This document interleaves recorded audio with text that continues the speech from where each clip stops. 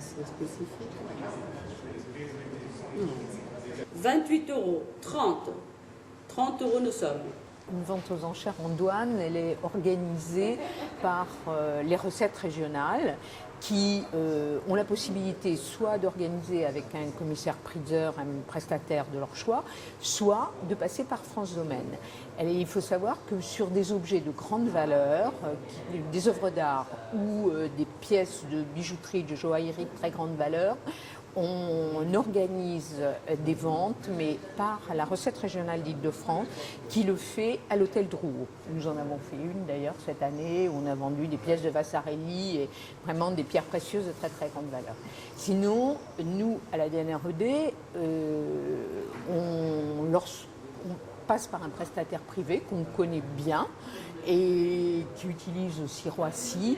L'avantage, c'est que c'est extrêmement souple, qu'on peut le faire plus fréquemment et on a en général des très bons résultats de prestation. Donc nous allons démarrer la vente de ce matin, de cet après-midi plutôt. Je pense que tout le monde a visité les lots ce matin. On laisse arriver les gens. Clauses et conditions de la vente. Les marchandises seront vendues aux enchères publiques, aux plus offrants et derniers enchérisseurs à prendre par les acquéreurs à leurs frais, risques et périls dans les magasins et en l'état où elles se trouvent et telles qu'elles se comportent. Alors là, sur cette vente-là, on a des pots de taurillon qui viennent de chez un tanneur, qui ont été saisis sur des infracteurs qui voulaient fabriquer de la contrefaçon de maroquinerie. Donc l'affaire a été jugée et les pots restent à disposition de la douane. Comme ce n'est pas des contrefaçons, on peut les remettre en vente. Parce qu'il faut savoir que dès lors que les marchandises sont contrefaites, nous ne pouvons pas ni les vendre, ni les donner à des œuvres caritatives. Nous sommes obligés de les détruire. C'est ça.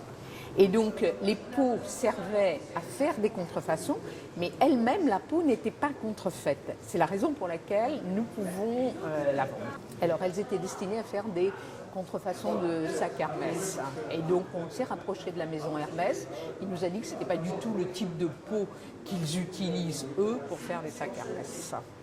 On a des t-shirts, des stars, saisis en contrefaçon, passant en justice non reconnue. On les a gardés 4 mois en prévenant l'infracteur, il les a pas réclamés. Au bout d'un délai de 4 mois, la réglementation prévoit que la douane en dispose comme elle veut. Qu'est-ce qu'on a d'autre? On a un gros lot de vodka. Bon, il n'y a pas d'offre pour la vodka? Alors, on peut les représenter à une autre vente, ça c'est possible, Alors, sur une vente, mais il faut savoir que le stockage, c'est quand même un coût pour l'administration, donc ça veut dire un coût pour le redevable, donc il y a un moment, il vaut mieux détruire que payer des frais de stockage alors qu'on sait qu'on n'arrivera pas à vendre. les bijoux proviennent pareillement de saisies. C'est soumis à réglementation aussi sur l'or, sur les pierres. Et sur aussi, pour travailler les bijoux, il faut avoir un registre spécifique. Le livre de police. Un livre de police. Tout ce qui n'est pas inscrit sur livre de police, on peut considérer que ça passe plus ou moins en sous-main, c'est pas déclaré. Voilà. Il y a des taxes aussi là-dessus. Donc quand c'est saisi, après la destination, c'est un règlement transactionnel avec abandon de tout ou partie des bijoux saisis. L'abandon d'une partie des bijoux saisis permet de les vendre aux enchères et de payer une partie de l'amende. Il faut savoir qu'actuellement, avec la valorisation de l'or, il y a quand même plus d'affaires sur la bijouterie et sur des... En général, c'est un règlement transactionnel avec abandon de tout ou partie. Ensuite, nous, ce qu'on a à faire dessus, c'est vérifier qu'il y a tous les poinçons de garantie exigés et on les fait expertiser. On les passe systématiquement au service de la garantie à Paris qui s'occupe de ça. Ceux qui sont poinçonnés, sinon les autres, ils les poinçonnent. Ils nous déterminent aussi le pourcentage d'or dans les bijoux et après on peut les passer sur certaines pièces, on les passe en expertise pour évaluer la valeur notamment des pierres et la valeur du travail.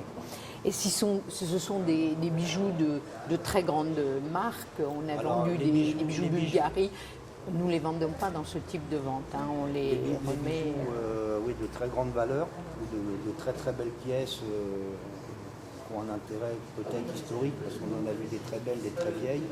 Systématiquement, on les remet à la recette régionale Île-de-France, qui est la seule compétente pour vendre ce type de... On dit 44, 44, 46, 48. Les recettes qui proviennent de ces ventes sont affectées au montant des pénalités décidées par la justice ou par règlement transactionnel. Ou au c'est-à-dire paiement les des amendes, droits. ou au paiement des droits, D'abord quand au ce paiement sont des des marchandises qui sont soumises à droits et taxes.